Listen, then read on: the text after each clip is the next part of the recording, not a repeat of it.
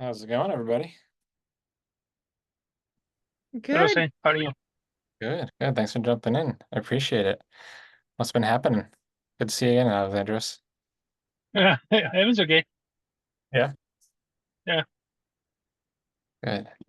Yeah, thanks for jumping in, everyone. I'm excited to talk a little more today. I think the topic today is going to be really interesting for a lot of people, especially getting into and getting used to talking to different brokers and different sellers and things like that. So it's kind of one of my specialties in terms of what I do best is, talking to people and interacting and like reading a room. And there's a couple stories I want to tell today that'll really tie some things together on how communication is super important. So really excited for that. We're gonna give people a couple more minutes to join in, and would love to hear about what everyone's been up to in the past week or few weeks.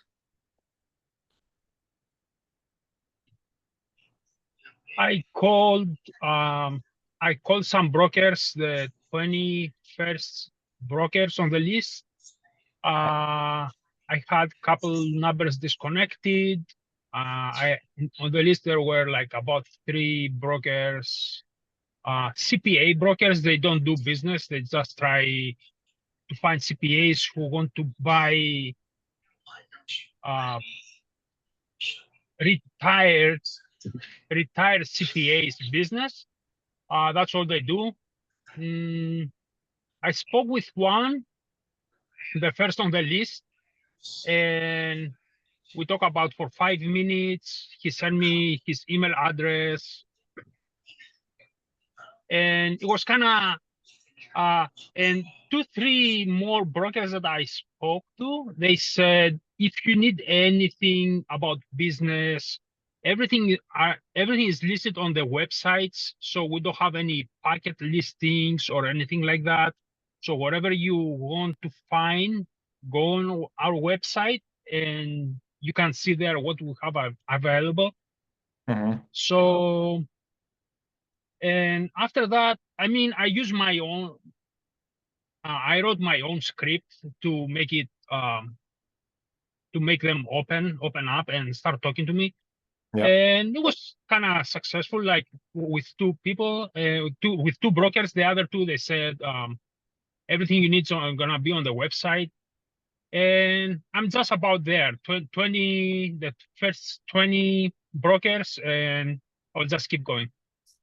Beautiful. Beautiful. Yeah. That's what it really is, right? Like, you got to keep trying and see what works, what doesn't work, and move that forward so you can really identify. Like, the thing is about all of this, everyone, is as you're starting to make these first calls, you're not going to know all the lingo just yet, right?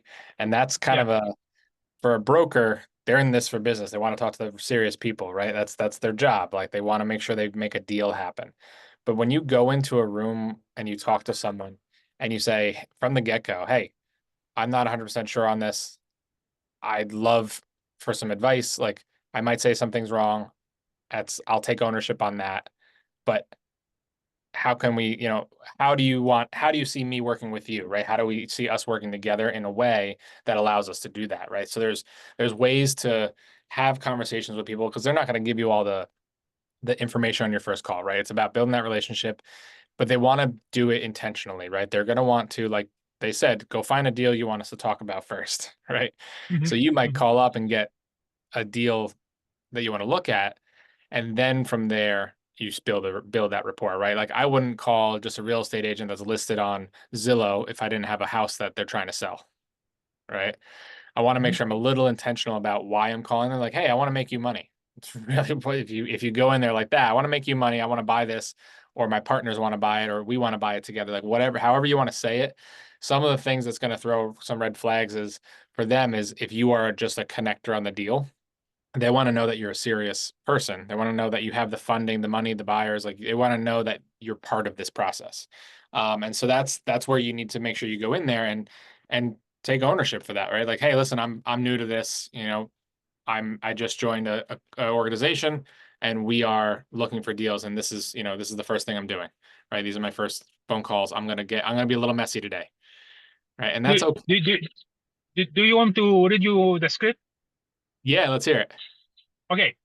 So I'm calling, they answer the phone, they say hello, I say hello, it's Alexandros. And these some tips, these are some tips from other videos that I watch on YouTube. And the first thing I say, can I speak with the decision maker in the organization? Okay. Because I don't want to talk with people and they say, okay, the person who take the decision is not here, you know. So I want to talk to the person who take the decisions. All right. So my first call, it was the person who take the decisions in the organization. Say, okay, my name is Alexandros, and I'm a part of team of entrepreneurs who are looking to buy a certain type of business in your state. Are you the right person to get connected with? And I ask if you have a minute. You go, yeah, yeah, of course I have a minute. I say, okay. I say we are looking to buy established businesses in the state, and we're backed by private money lenders. So since this is our first interaction, may I have your cell phone number? And the guy goes, yeah, okay, I'll take this my number, okay. And then he kept going back and forth, back and forth. He goes like, okay, he was a little bit skeptical in the beginning. And then I say, okay, just text me your email address and I will send you a calendar so we can schedule an appointment for the future. And I also have your email address so I can send you what kind of businesses we are looking to buy and what are the criteria and everything. And he goes, okay, no problem. And after like 30 minutes, he sent me his email address, and that's it. That was the first call though. The other three brokers, they said, everything's on the website.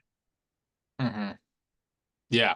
Yeah. And so it's an interesting, like, it's an interesting club, I'm gonna say, right? Like, unless you're in it first, unless you're showing that you have your cards to play, which you were able to do with that first person, it sounds like, right? And um, a lot of brokers, to be honest, are like a real estate agent. Usually they're pretty hungry, right? They want to make they want to make a sale, right? It seems to me that brokers for businesses, they're kind of just like, yeah, okay. Whatever, Like, they whatever. might, yeah, they're not going to get back to you until they get back to you. They're not really hungry for it. Like, it's a different environment. And that's why I like going direct to seller, especially when it's like, that they're the ones interested in selling versus the broker kind of making it happen. Um, but brokers are definitely, depending on who you're working with or where they're from or what they're doing, they're not going to be the easiest to work with right away, right? And you have to build that rapport. And I'm gonna actually going to bring Jay up here in a sec, but I'm going to end up talking about a story that I have from a deal that we're doing right this minute. That was exactly that kind of situation, and it's comical how it rolled out. So let me bring Jay up because I know who wants to be part of this. Let me just add you up here, Jay. Jay, I sent you the outline if you want to take a look at that. That's up there as well. Cool. How you doing, Jay? How's your day going? Good. How are you? Good. Man, good. You? Yeah, very good. Very good. Thanks for jumping back in. Oh, yes, sir. Thank you. Yeah, absolutely. So really quick, everybody, I'm going to kind of talk a little bit about the pieces of what we're going to do today, and then we're going to get into the nitty gritty. And try to keep this to the hour mark so that everyone can do their thing with their families tonight. So basically, we're going to talk about the actual databases that you're going to go ahead and start working with, because we sent out a list. If you haven't received that list, please let me know in the side chat. I'll send that out to you. It's got about 600 different brokerage sites for businesses, so you can start going through that list. And I'm not sure, Alexandros, did you start from the top and work your way down, or did you start from the middle Yes, somewhere? yes, Okay, yes, yes. From the cool, top, yes. awesome. And So I will keep. I will keep going. I will keep going. I'll keep yeah, going. yeah, exactly. And some of you might want to start lower down the list, right? 600 of them, like, it's going to take a few weeks to get through majority of these things. So be aware of that. Now, with all of these sites, there's some really common sites that a lot of people use. That might be BizBuySell or LoopNet, or there's a couple other versions of business sites. But they're usually, you do a quick search and whatever SEO is going to pop up. That's usually the most common. So we're going to use one of those, and we're going to go ahead and basically set up a profile on there. And then we'll go through that today. We'll talk about how to build these relationships with the brokers, and how to really curate those conversations. And I'm going to use an example of the deal that we're working on right now, the broker that we started talking with, and how that flowed, because it was it was what I'm expecting from a lot of conversations when people think you're new and want to like kind of keep a strong arm, away from wasting their time, right? They value their time. Everyone does, right? That's the only commodity we can't get back. So I want to talk a little bit about that, talk about what we did last week to kind of give a recap, and then move on to what's going to happen for next week as well. Mhm. And so here we go. All right. So last week we talked about, does anyone remember what we talked about last week? Uh, I think we're saying that we're gonna follow a script. We have to have everything set up for August 1st. The calendar, start calling 5 brokers per day and start building the relationships. Yeah. And then last week, Yes. oops, sorry, go ahead. No. That's all. That's all. Yeah.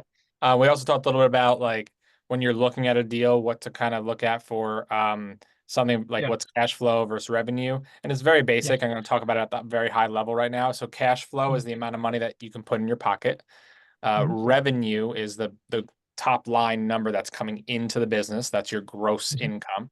Mhm. And then you have things like EBITDA and other couple of things. It's basically the money after you pay off all your taxes and all your like standard things that you have to pay for. So think about your income from your house, right?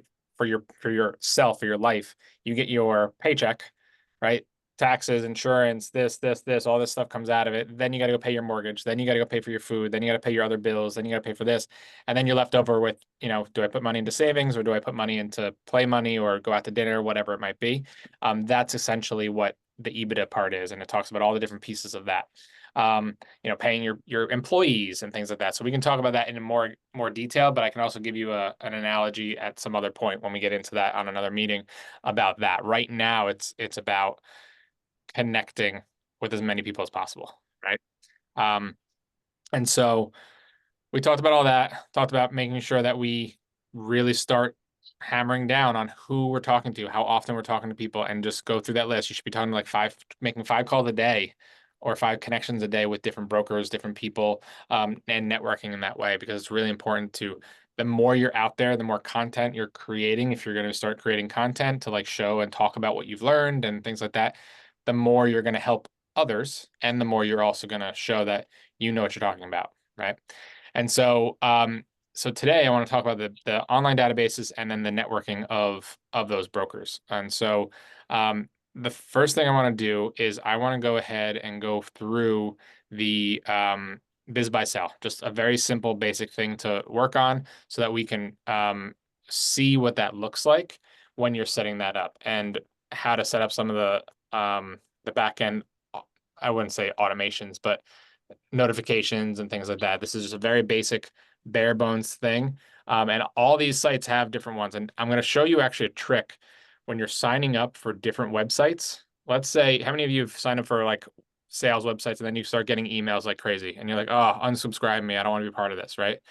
There are certain ways to catalog and change your email address so that your email address will create a tag and then you can have it funnel into a folder so that you don't have to worry about all the things. So if I want to go ahead and sign up for Biz by Sell, I might type in my email address and I'll add a little tag in there and I'll talk about that. If you have a Google account or a Gmail account, you can add a little tag and that tag will automatically funnel it if you choose to do that for anything that comes in for this email address. It'll automatically go right into a folder. So that way you're not bombarded by stuff. And that's really important to start doing. But you don't really want to do it um, based on like per website, right? Like I don't want to have to go into my email address and then add a new thing every single time. But if I create a quote unquote business alias, I can now have that funnel automatically into this spot, and then I can kill off any type of Distractions. right, exactly. All right, so I'm gonna go ahead and share my screen so that you can all see, and we'll go from there. So this is by Sal, and I'm gonna sign up for. I'm gonna join it. So if you want to do this along with me, if you haven't done this yet, I'm going to recommend it just so you can see what to do. So I'm going to go ahead and sign up for this. And so for email address, if you have a Gmail, Gmail doesn't care about a couple things. If you type, like my email address is Shane at Powder and Plow. Now that will just send it to my regular inbox, and that's fine. But I like to make sure that I'm a little bit organized. Sometimes, most of the time, it doesn't get organized the way I want it. But what I can do is if you decided you wanted to sign up for numerous accounts on the same website, you can literally just put a period anywhere in your name. Gmail does not see a period. Like if I had Shane Evans and I put a period in between, that doesn't matter. You can do that for any email address if you put a period in different spots. The other thing you can do is you can literally create a little funnel piece. If you put the plus sign, and then if I type biz by, or I'm gonna say I'm gonna type biz business. So if I type in the word business with after the plus sign, now what that's going to do is Gmail is going to, they're not going to care about anything after the plus sign, except that they know that you can go ahead into Gmail and you can create a little tag to say, anytime I get an email to this email address, put it into this folder. And it does not matter what website I sign up for, because now they're all going to go into that folder instead of bombarding my regular folder, which is really nice. But remember, when you start talking to brokers, this is the email address they're going to have. It's going to go in that folder. Okay, it's not going to come separately unless you give them a separate email address to communicate through, which would be just your standard email address. So I'm going to recommend you do this. If you are hosting your email in Gmail, you can do this feature. Some websites will not take it. Some websites will say this is not a valid email address because they know that this is what that does, and they don't want you to get around their little advertising. But this is a really great way to funnel to there. And I'm just gonna go ahead. Oh, look, apparently I have one, BizBuy. So I already have an account. So do you own a business? You can put that there, yes or no. And then phone number, whatever. I have my business account on there, and then I became a member. You then go to your email address. It asks you to register it officially. But here you go. So here's mine, bizbuy at powderandplow.com. I'm going to go ahead and log in. And this may seem simple, and I just want to keep this as clean as possible and bare bones as possible so anyone who watches this video can come back and figure it out. So over here, I'm not going to really worry about the selling because that's not what I'm doing, but I am going to worry about searching, right? So what criteria have I been searching? I will never search for a franchise. That is never something I'm going to purchase. Just not my model. It's like having an HOA, and then it's worse because you have to give percentage of your sales away as well. So I don't really deal with that. But I will look at my saved listings and my saved searches. So like I have Alaska listings. For some reason, something came up. Let's see what it was. I think it was I think I just have it there just because I have a buddy who lives in Alaska, and I was like, oh, maybe this guy can manage some of this stuff. But all these Alaska listings are a saved thing. So if I wanted to go ahead and find, let's say it's USA, I'm going to say. All right, so United States, because I don't really care where the business is. I'm going to choose an industry. So for us, I'm going to choose SaaS. And it's not going to come up as that. So it might come up as, let's try marketing. Nope, let's try, let's do construction. Here we go. All right, so I'm going to choose construction, whatever that might be. Then I'm going to go ahead and choose the types of businesses, right? So asset sale, well, we'll go down the line. So established businesses, that means it's going to likely be 3 years or more. We like to see 5 years or more. But established businesses is going to be businesses that are not young. They're older businesses. Then you have asset sales. Asset sales are literally you're buying the things in the business. So for instance, it might be the piece of real estate. It might be all the construction equipment. It might be the proprietary information, right? Those are the things, those are what asset sales are. So for us, we're buying a SaaS company. We're really just buying the asset, which is the website, the technology, and the people that come with that. The business, the LLC, is an international LLC, so we're not really buying that. We're going to transfer that all over. That's what an asset sale is. So just keep that in mind when you're looking for things, depending on the thing. So if I chose asset sale, I bet you it's going to be just a bunch of pieces of equipment. It's a franchise. It depends on how this comes with all the casting equipment, things like that. So that was for concrete.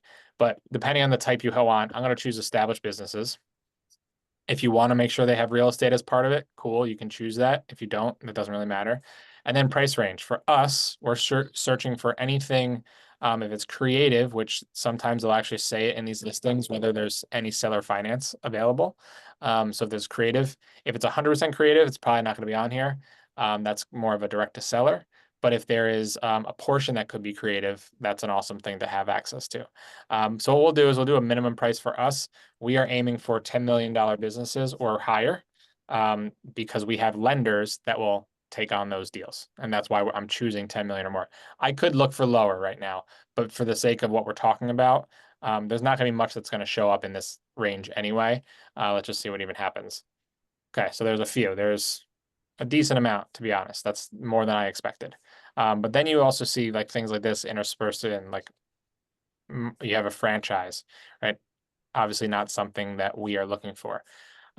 Cool. So now we know we've got about 30 businesses here that are 81 actually, that are over 10 million. Let's look at my filters here, and I'm gonna take a look and see. So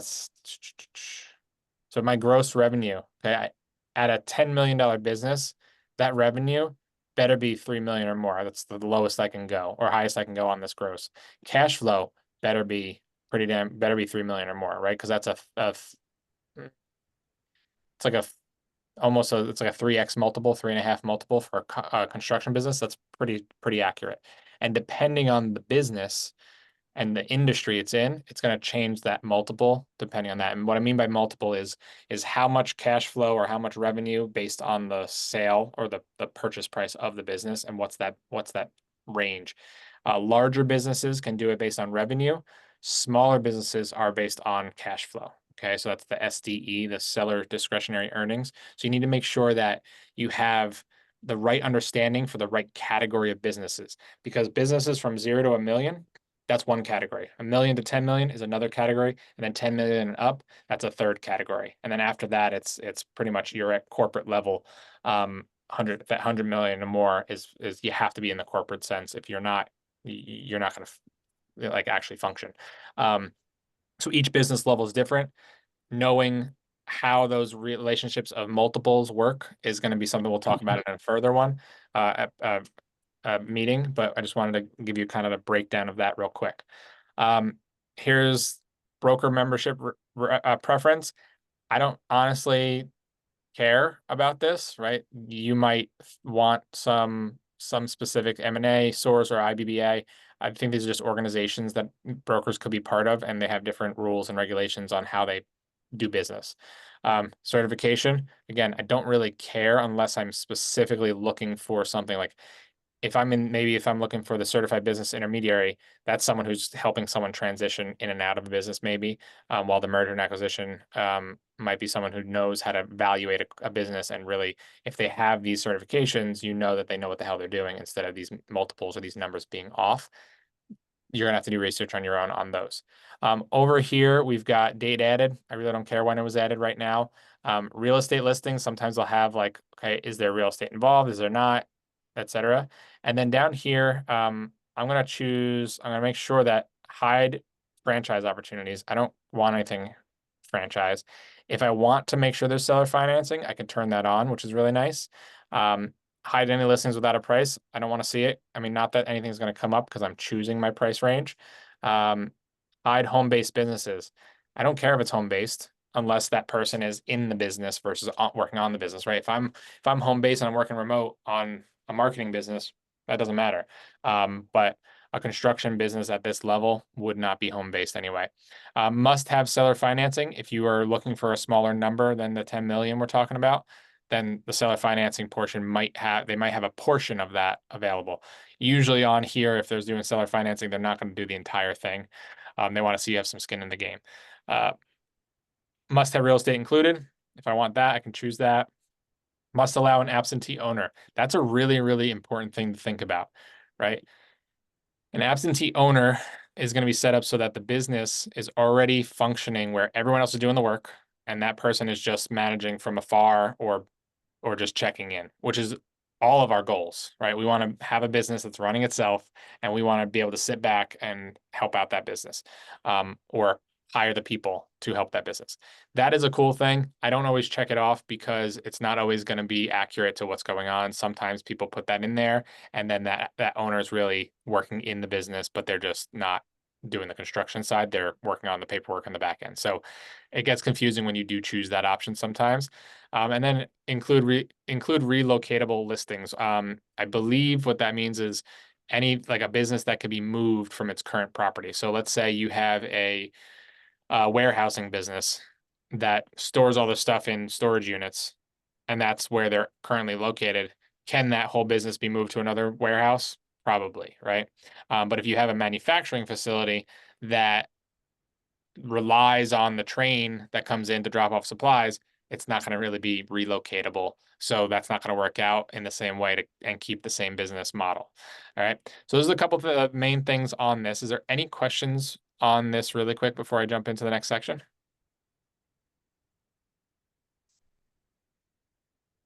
All right. I'm going to go ahead and hit apply. All right. So now we've got all the businesses. We went from 81 down to 41. So just by taking out franchises and a couple other pieces, we're down to 41, which is cool. Sorry, I'm hearing an echo somewhere. I think that's you, Jay. Okay, so we've got all these different things. Now, when I look for a business, and we'll go over this in a second, but when I look for businesses like Department of Defense electrical prime contractor, to me, that sounds like the Department of Defense is the only client, right?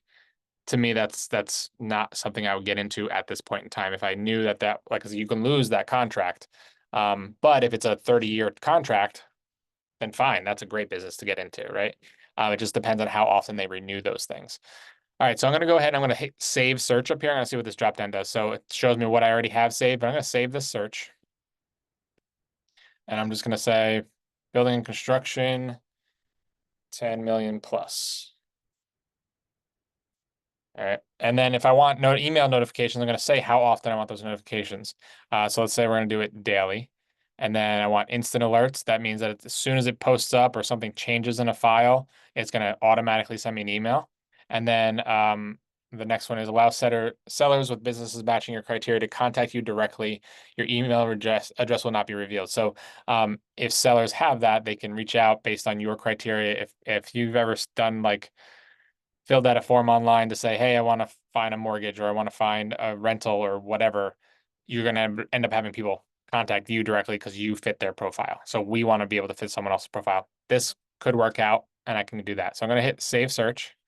And now this is going to send it to me every single day, instantly, as soon as something changes.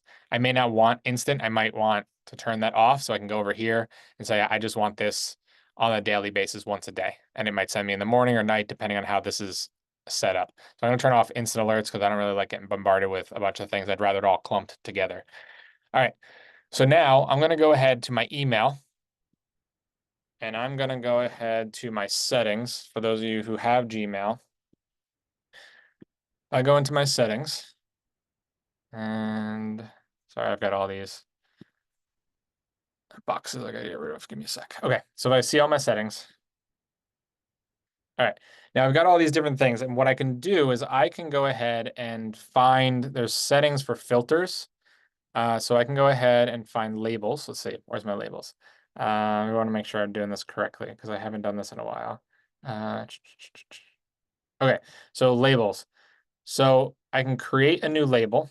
I believe this is Jay, if you know any better, if this is maybe the correct thing or not the correct thing, let me know. But I can go ahead and set up a label and I can say business buying. And then if I want, I can choose a folder that fits into. I don't have a folder right now, so I'm going to let this label be its own thing. All right, so it's going to have to sit. We don't see your screen anymore. You don't see my screen. I'm sorry. Thank you. No, you're good. Yeah. All right, thank you. I didn't leave the tab with me. Thank you. Yep. All right, can you all see that now? Yeah. All right, so I'm gonna go back to, if I'm in my Gmail account, if you have Gmail, if I'm in my Gmail account, I can go to my settings. Let me go back, hold on, inbox. So Gmail, settings, I'm gonna see all settings, and that's gonna bring me here. Then I can go and create a label if I would like. If I want to create a label, I can go ahead and do that. And I can just say business buying. And then I hit create. Okay, so now what that did was it created a label here. So now I can go ahead when I get these emails, I can label it business buying, kind of like a tag when you see like a hashtag. This is literally what it's doing. It's categorizing it so you can access it easier. And then I can go into my other settings and say filters. So up here, if I have, is it this one? Let me see. Is it inbox? Give me a sec. I have, like I said, I haven't done this in a little while. Jay, do you know That's this? where you do the filter.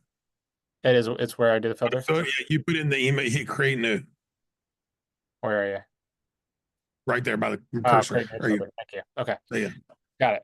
And so when it says to, I can type in my email address. So I can type in the one that I just put into that website and biz.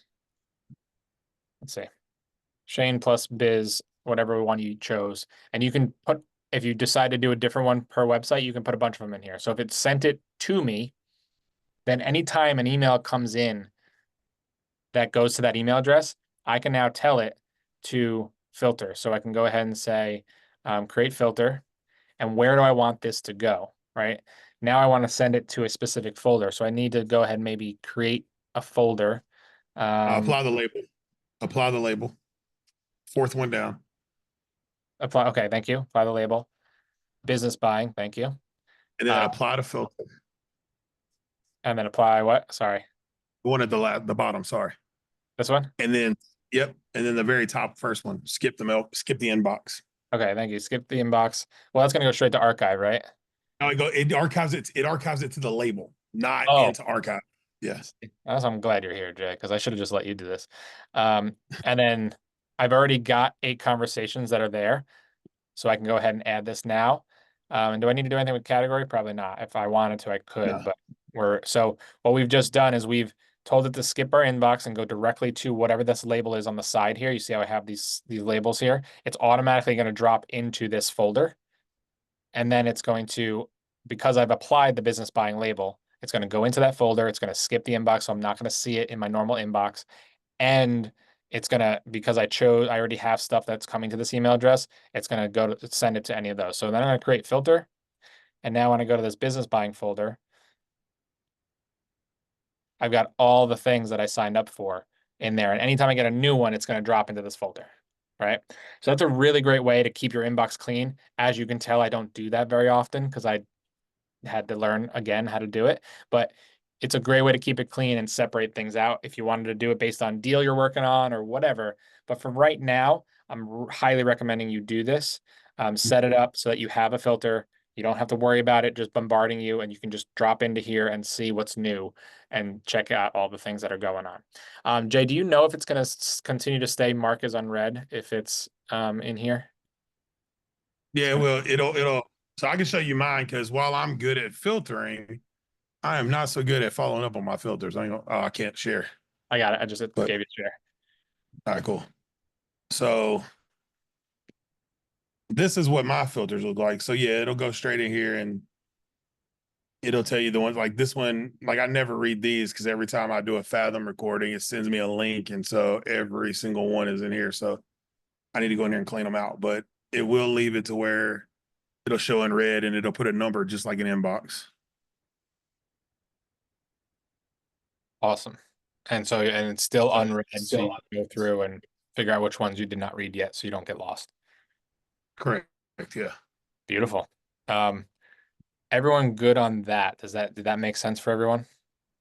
The other thing, if you get into a real big conversation, Shane, and you were talking about earmarking, right? Like say you're talking about our SaaS business, right? And those are coming from a biz by email and you forget to give them a new email, you can create sub labels and create a new rule that says if it's coming to this email from this email, send it to the sub label. So you can put labels underneath business buying. Like this is my client folder. All my clients go in here. And so it's based on name and then I have subfolders like properties, right? Like names and properties. Beautiful. And so you can't tier it. I can show people how to do that more if they want to know, but yeah, no, that's wonderful. Yeah, and that could be something if you wanted to, you can even separate it out based on the website that you're getting these emails from, right? You can even say if it has biz buy sell in it, it goes into this other category. I'm not a systems person, so that to me that's the most tedious thing to do. So I just get it into one folder and I'm happy, right?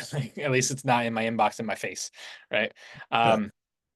So really awesome. Thank you, Jay, for sharing that. Now, everyone okay with that part, right? Is everyone decent? Um, setting up your biz buy sell account, whatever accounts you're going to set up, it's really important to go in there. Now, when you're in biz buy sell, I'm going to jump back into that. When you're in that, you're going to be looking for those deals, and then you're going to do some outreach. And there's a couple pieces that when you do outreach,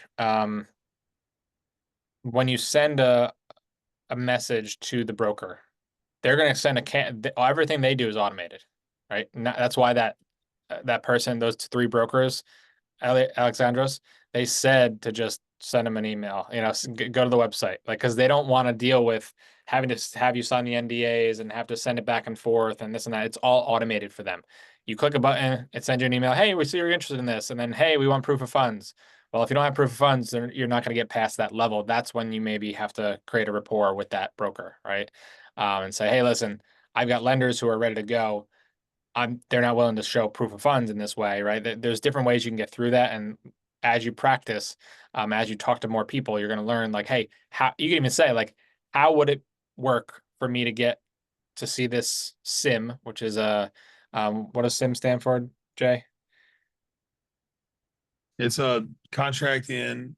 Oh crap! What was it? I'll look it up real quick. Keep going. Yeah, thank you. But a SIM is basically it's the data information. So it tells you all the information that's part of the business, the basic financials. Um, it's like a pitch deck for a business. And did you find that out, Jay? Confidential information memorandum. Thank you. Memorandum, that's That's right. So it's all that confidential information. They're not just going to send it to you until you sign these NDAs, okay? And now when you sign an NDA, it's really, really important to understand that you are now being held liable if that information leaks to someone else. So if you came into our Zoom here and you decided to share that SIM with the group, and someone goes ahead and does something nefarious or accidentally does something where, let's say that business didn't tell their employees that they're selling, and now that business finds out because it got out in the group that you were talking with because you gave away that information, that's on you, right? It's because you signed that paperwork. So be aware of that, because that could cause a lot of damages for a seller, right? We're buying a business and the four employees don't officially know that we're buying it. So they're telling their employees that they're trying to get a capital influx from an outside company as a partner so that we can go ahead and push the business forward, because that's what those developers want to do. They want to do the more things, but they're kind of hands are tied because they don't have enough income to do that right this second. So that's what we're kind of work on. See that, Bernice? Um, so we have the biz buy sell. I'm gonna go back into that really quick and share again. Where am I? There it is. And I'm going to share again a couple more things. So when you go to reach out to a broker, um, not only are you going to try to build a relationship, but if they're sending you to just a website, that's what they're going to do. You really don't have much option around that unless you build up a rapport in a different way. And the way to do that is to look at the businesses. Now, $10 million businesses, if you're going to go ahead and reach out, you need to be able to show that you're a real person and a real ready to go.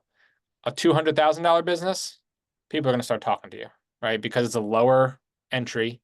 They know that it might be just Tony down the road that might be buying this landscaping business. So let's go ahead and look at some of those. I'm going to go ahead and change our industry. I'll do the same industry. I'll just keep it down to And everyone can have $200,000, but not everyone has 10 million. exactly. Exactly. Yeah. Yep. And so you can then go ahead and sort these by price. Why didn't it update? Let's find out.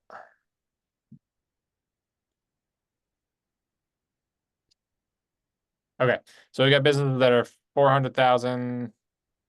Why is this? Let me restart. Hold on. Buy a business search. There we go. All right.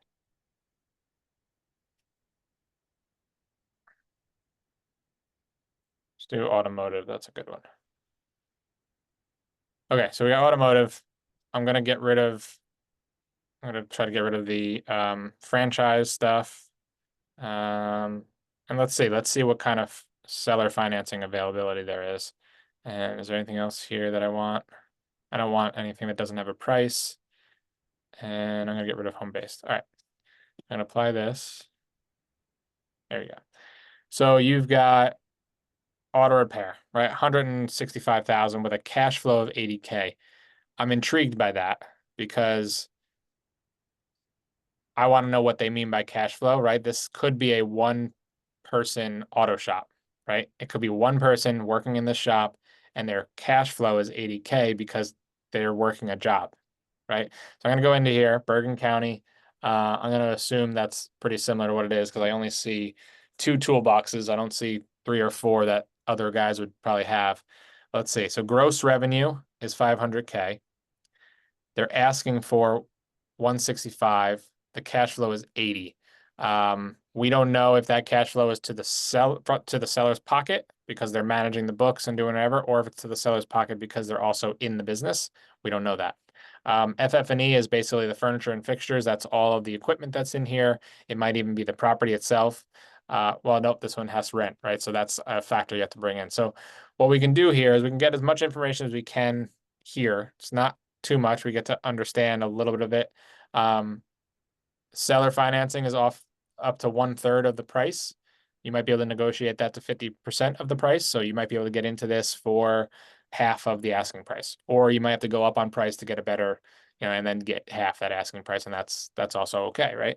So we're gonna go ahead and fill this part out. I'm not gonna submit it because it's not gonna make a difference, but I'm gonna put in whatever phone number I want to put in there.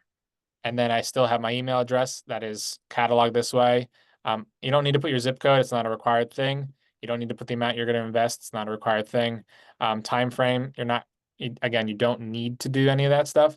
The message that is optional, sometimes it's important to do it, right? Sometimes it's not. What'll happen a lot of times is when you reach out to these companies, and I don't know who the broker is. Okay. So he is Inbar Group Incorporated. You could go directly to this guy's website if you wanted to, if he has one. Let's see if that, and you might be able to find the deals that they have available, right, directly from here and do the same stuff that we're doing here. But it looks like they just compile other people's deals together. So probably not in-house, but who knows? Um, is this screen showing or no? Yeah, okay. Nope. Yes, Alright. we can see your screen. You can see, okay, you were able to see me going to that other website? Or did it Yes. only show the tab? Okay, cool. Just want to make sure. All right, cool. So I can go ahead and do an optional message. That might just be a quick, like, interested in getting the access to the sim.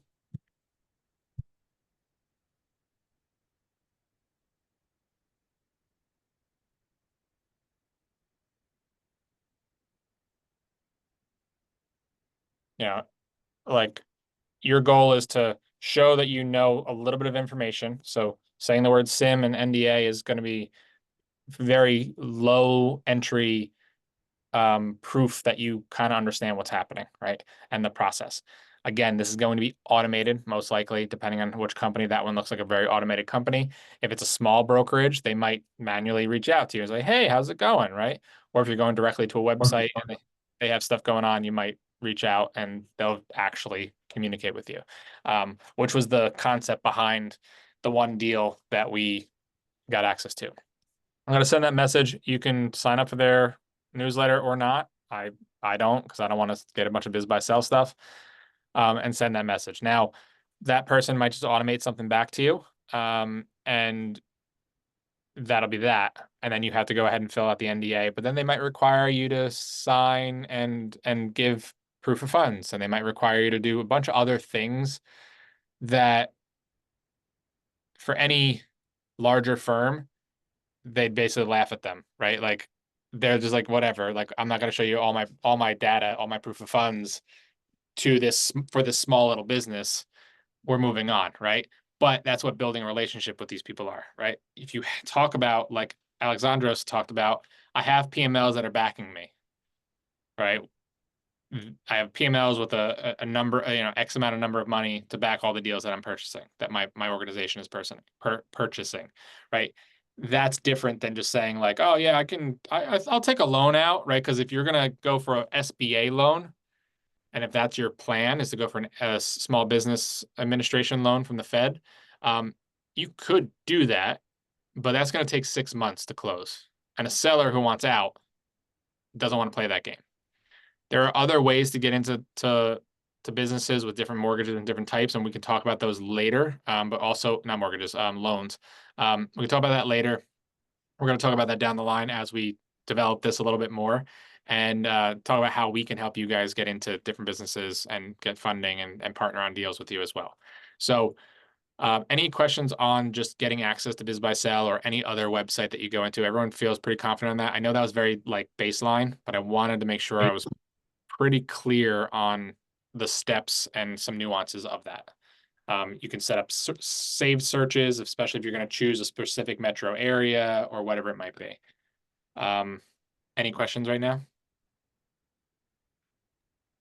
I want to say, you said like if an owner wants out in and SBA loan takes like 6 months, but if it's a seller finance and some businesses, the owner is willing to stay for the transition, that would fit there, right? Absolutely. So Yeah. you could basically, there's a couple ways you can do that, which is actually really interesting. You brought that up. We are in the process of, and this is a technique we're probably going to use for any of these types of situations where the seller wants to get out and move. Like you can get into a deal with a higher loan, like a higher interest rate loan, and SBA will try to help you get out quicker. So you could work. So let's say I want to go buy a business that's $100,000. I can go get a loan for $100,000, but then I got to pay 10% fee for that loan. So now I got $110,000 that I have to pay. Then I have to pay 2% a month on that deal, right? That is something I could do, right? Now, because I'm paying such a high interest rate, but the deal does cash flow, the SBA looks at that and says, hey, that's a really high interest rate. We should get you out of that. And they can close a lot sooner. And we can talk about those little tricks and nuances as we are going down that path. Those are a couple things we're learning right now. But there are ways to do that. But if you did it as a seller finance, right, this person wants to move forward, right? They're willing to stay with the transition. You commit to buying, you get the SBA to approve your thing and show, hey, look at this loan is really high. They can get you out in up to 45 days or as little as 45 days, depending on the relationship you have with the private brokers that work with SBA. So there's a few different ways and nuances of that, which mostly you can just get a gap funder, and that's what that's called. You can get someone who will fund the gap in between, and then they have the relationships built with those lenders that will get you the SBA. So there's some cool stuff you can do that way, and we'll talk about that as we go through. But that's a great thought process. Awesome. Thank you for bringing that to the table, Alexandros. Of course. All right. So I want to talk a little more about the nuances of relationships with brokers. So Marley and myself, Marley had an email come through specifically about this SaaS company. It's a marketing SaaS company. SaaS meaning software as a service, capital S, capital S. So that's like this, right? We're on Zoom. That's a SaaS company where anything that does things for you using technology, that's like an interface of some kind, that's a SaaS company, right? So Adobe, any of those types of software, so it's like Creative Suite, that's technically SaaS. So Marley had this conversation with this person, asked for some financials, all the standard stuff you do after you sign an NDA. And he sent the basic data room, right? And we wanted more data, right? We wanted like, hey, I want the real like P&Ls, the last 4 year or 3 years of finances, and we wanted to know all the different pieces now that we've signed the NDA. And so I reached out and said, hey, my partner reached out to you. I did it through text. My partner reached out to you, X, Y, and Z. We're looking for this, and this. And he's like, I think I jumped on the phone with him. And he's like, yeah, oh, that's what it was. I jumped on the phone with him. He was rushed. And he basically was like, okay, yeah, just send me a text what you're looking for. Here's my phone. And so I sent him a text, asked for all the things because we were past NDA. And he's like, yeah, that's not how this works. And actually, let me pull that up. I think I have the text message from him.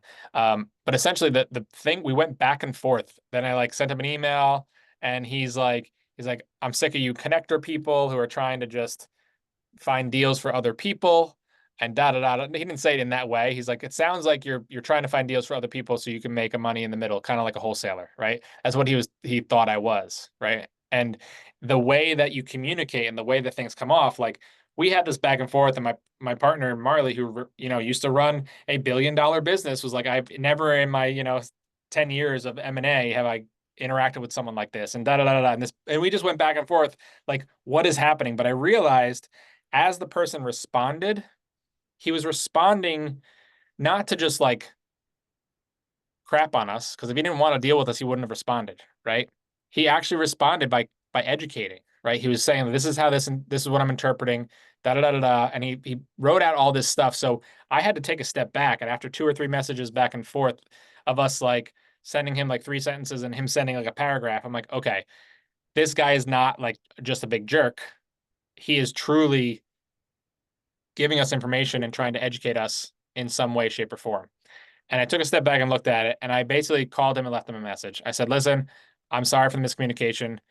You know, I'll take full ownership of that. We jumped on the phone the first time. You said to send me the information. You rushed off the phone. I sent you what I needed, and you said this, and this is how this flowed. And I just want to see if we can hit the reset button and start over.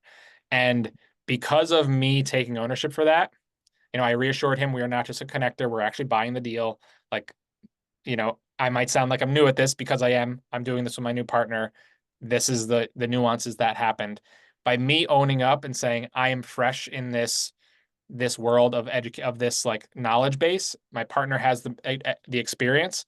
He was willing to hit that reset button, and because I took ownership of that, he was willing to take that reset. And that was really important because now we're under contract on that deal that we put an offer in about a month and a half ago. He said, hey, it was already under contract early.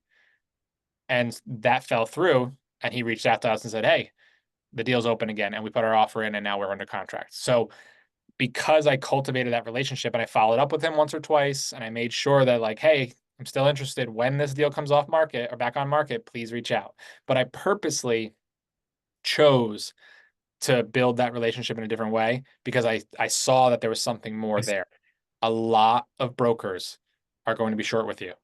A lot of brokers are not going to do it, just like real estate agents. They don't want to deal with it. Like, and brokers are notorious for not being responsive. This guy, Rob, wonderful.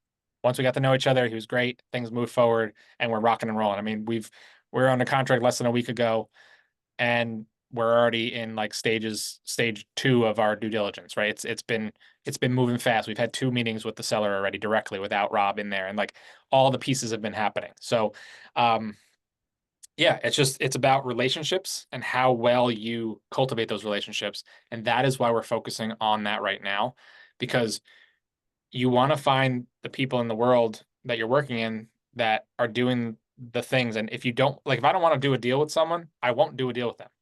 Like, I love working with Jay because I know that, yeah, I know he can smile. That's also good. I know that he's always in his work. He's always like staring at his computer. I love it. But I know that Jay, when we started talking, he's like, yep, I get it. I understand. He repeated back what I was saying. He made sure I understood what was happening, or what he interpreted. We clarify if things aren't there. And then we move forward in a way that's systematic and we get things done, right? Some people like to drag their feet.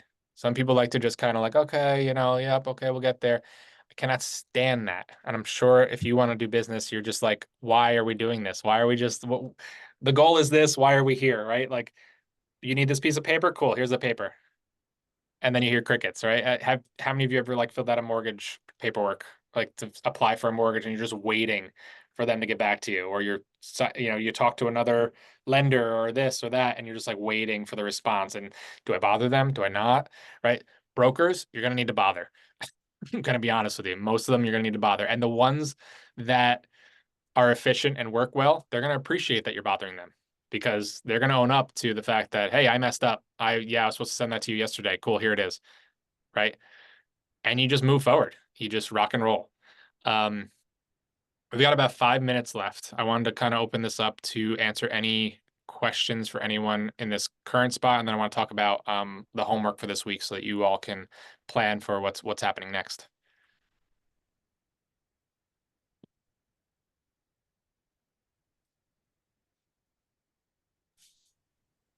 Teacher mode in this, giving you a couple seconds to figure out if you want to ask any questions.